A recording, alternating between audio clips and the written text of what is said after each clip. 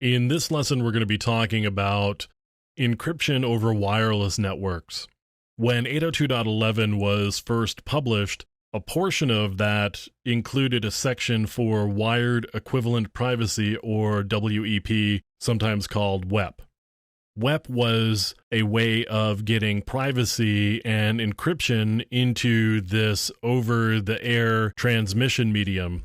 And people figured that because we're doing transmission over the air, we don't have any control over where it goes, unlike with a wired network where the wires are only going to go where I put the wires or where somebody puts the wires who has access to the network infrastructure. In the case of radio transmissions, they go absolutely everywhere within a certain range, and if you're within that range, you can pick up these radio signals.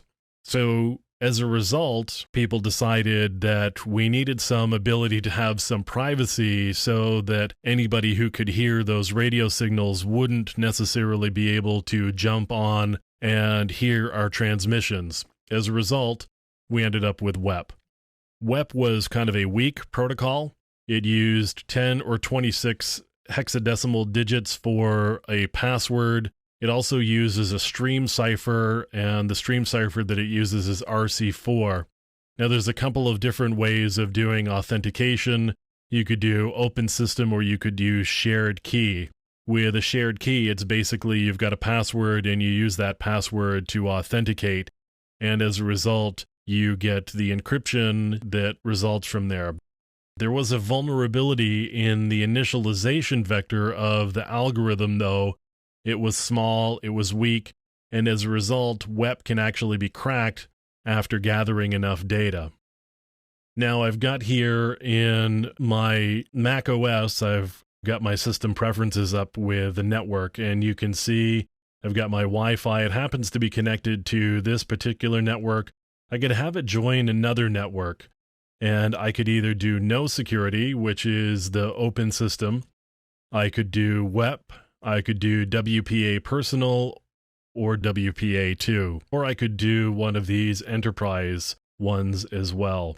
So here's the different types of security that I have available. And even though this is on the Mac, you can do the same thing under Windows. If you bring up your network connections, you can start doing different types of connections over wireless, and you can have the same support for WEP or WPA or WPA2.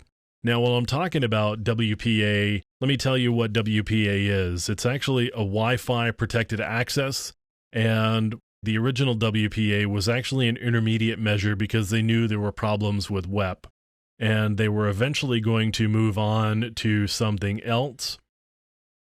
And the thing that they were going to move on to was a better, stronger version, and that was called WPA2.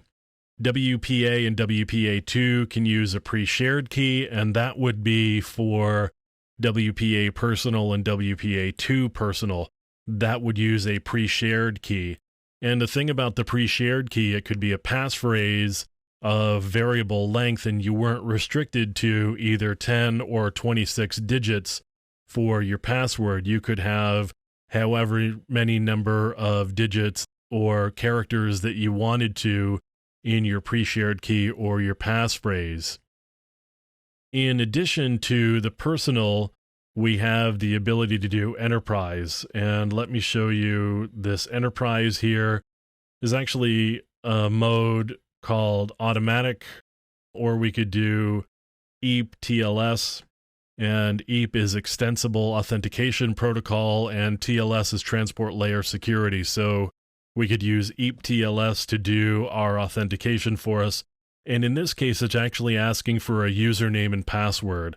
So with enterprise encryption for Wi-Fi, you authenticate with a username and password, and there's typically a Radius server on the back end that supports doing the actual authentication with the username and password for you. So that's on the end where the access point is. If I were to go to WPA2 personal, you can see it's just asking me for my password.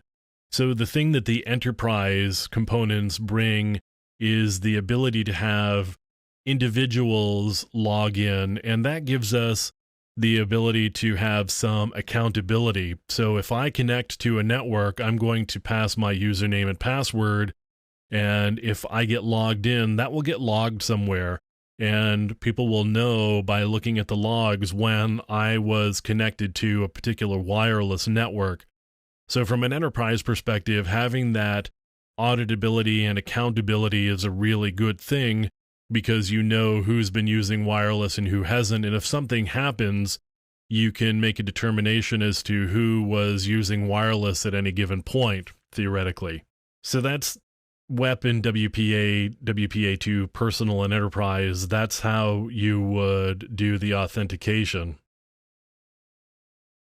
Now, depending on the implementation of Wi-Fi, there's a Wi-Fi protected setup, and that allows WPA, WPA2 to be broken.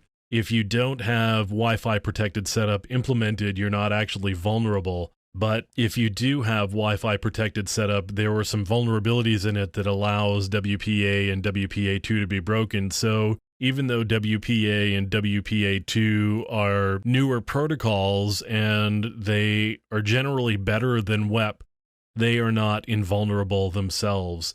So there have been vulnerabilities in even the newer wireless encryption and wireless privacy protocols.